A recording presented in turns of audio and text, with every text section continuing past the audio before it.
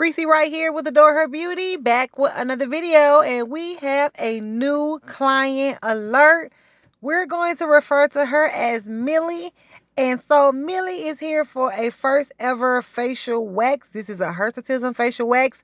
Before, she was using Nair to remove the hair, and she had just used Nair this past Thursday. So it has been less than a week, 6 days to be exact, since she did use Nair, which is a chemical depilatory to dissolve the hair. And so this is the growth of 6 days. Now you know you need at least 4 weeks of hair growth in order to have an effective wax. But we're waxing at 6 days because your girl is that girl. So while we're getting into this first strip, please do me a favor. Click that subscribe button. Hit that like button. And if you want to, share this video with someone just to give them a little entertainment. Maybe they're struggling with hirsutism. Either way, help the algorithm by putting this video out to the forefront. That will help bring more awareness about this condition called hirsutism. So welcome back, Wax Tribe. We're here doing another wax on the shortest hairs ever. And so we're going to go through this session. I'm going to explain my logic. I'm going to explain my processes. And we're going to do what we're doing right here, which is looking at some wax strips. Now you can see that her hairs are a very curly texture. You can't really tell looking at it now because the hairs are so short. But when they're removed from the follicle, you can see they have that hook, that shell, like we were saying, like, fish scales, that scale texture, where they're just kind of like loop, loop, loop. And so when it's like that, I am pretty sure it's very uncomfortable, very itchy, especially on women's delicate skin. So she was, a little bit worried to know if I was going to be able to get the hairs or not. And we're doing what it do. So it's going to take multiple layers. It's going to take multiple strips to get this hair up. And I am going in with the tweezers to kind of test and see, how the hairs are giving it up. Is it easy? Is it a little tug? And yes, they did have some tug and some resistance. And you can see the hairs are growing upward, like up toward her lips. You could tell because of the way that I am removing them. So I am removing them against their natural growth because we're going to try and distort these follicles and turn them back around the other way.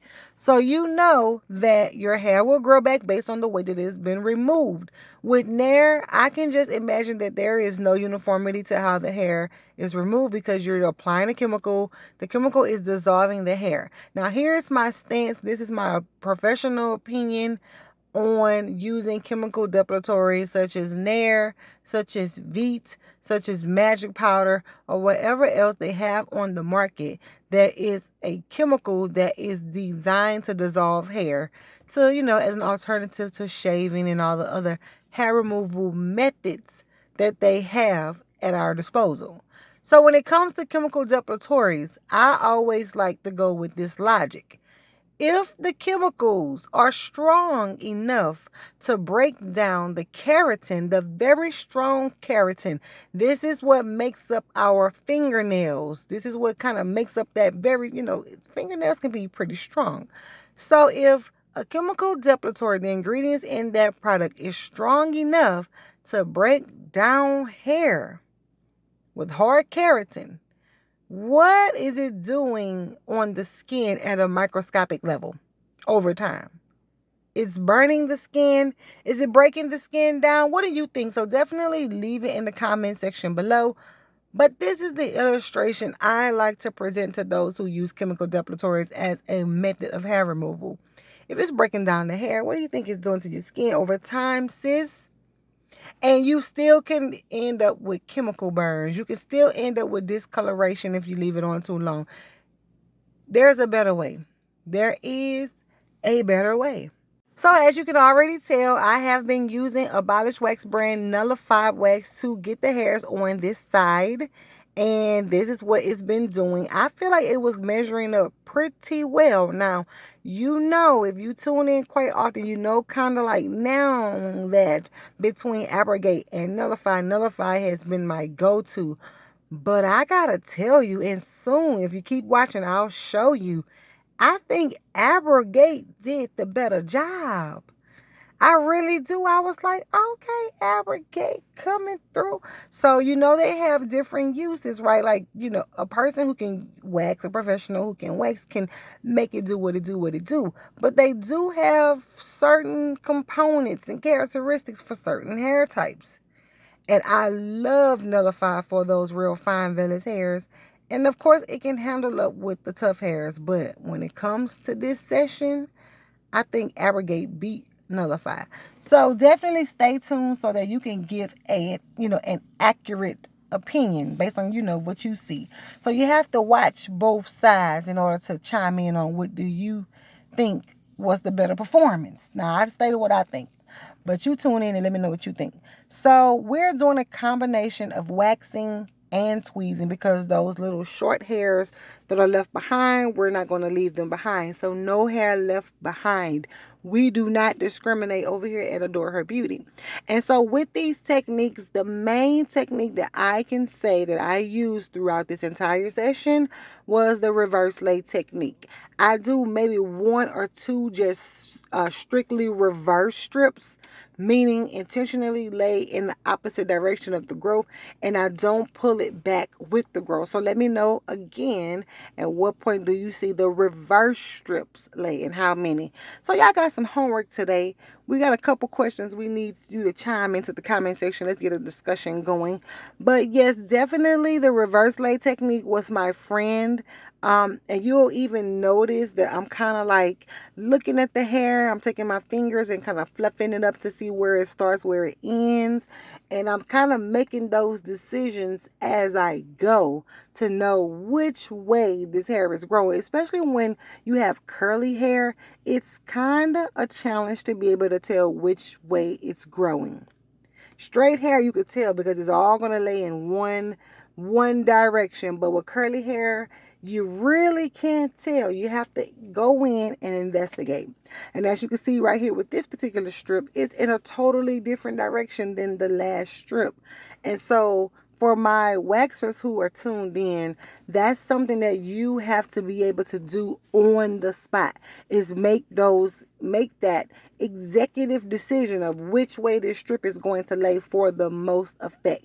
Now, because we did so much waxing, we found a hair that was ingrown and it was quite long and it was growing underneath the skin. Now, admittedly, I got most of the hair out, but it did snap. And so once it snapped, it was too short for me to get it.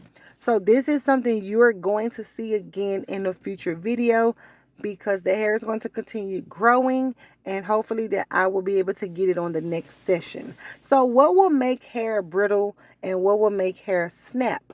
That is a really great question. So when an individual is not getting enough moisture topically, hydration internally, that will make it will make the skin a little brittle, but in this instance, it will make the hair brittle, snap, and break. So it's always good to be on a regular exfoliation regimen, and also on a regular skincare regimen, and making sure you're getting that daily hydration into your body.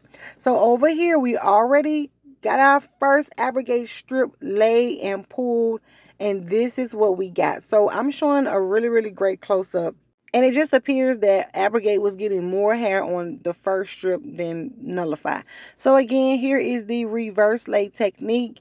If you're a professional waxer and you use this technique, let me know how do you like it. Even if you're someone who waxes at home, if you've done the reverse lay technique, please let me know how you like it.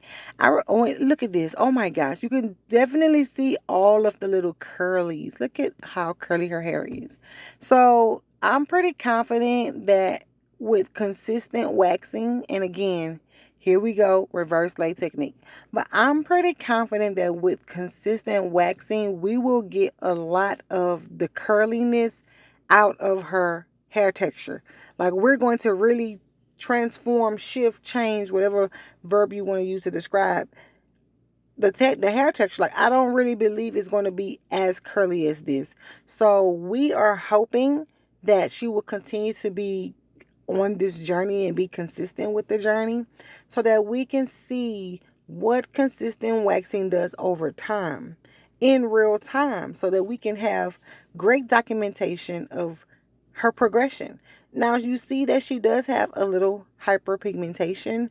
That is because the hairs are poking through the skin. It's causing, okay, so basically it's not supposed to be there because she's a woman. And so when you have this hard keratin based hair coming through very delicate skin, it's going to send signals to the mind that there is something wrong, that there is some foreign item, foreign substance, foreign whatever in the body. And then the body's going to release, the melanocytes is going to release melanin as a band-aid. And that is kind of how she has this PIH, post-inflammatory hyperpigmentation, which I will say is very, very minimal based on what I've seen in other clients and myself. So she is not beyond correction. So what it would take to clear up her pigment is, again, regular exfoliation. And of course, I am going to recommend the Skin Scripts glycolic and retinol pads, because they have exfoliating agents and they have brightening agents that work simultaneously to exfoliate and brighten the skin. So I did send her home with a sample or two of the Skin Script glycolic and retinol pad. So she's going to be using that in between her wax sessions. So we've reached the end of this video, and as you can see, I am applying the oil that will help to remove the wax residue so there won't be any stickiness. Then I'll follow up with some cooling gel to kind of help cool her skin down with the redness. For a first time, she did good. She kind of winced here and there because, I mean, let's get down to the tea of it. It is uncomfortable, but she survived it, she endured it, and she's going to be ready to come back on next month. So thank you so much for tuning in. Remember, click that subscribe button, and I will see you in the next video. This is Reese Wright with Adore Her Beauty, signing out.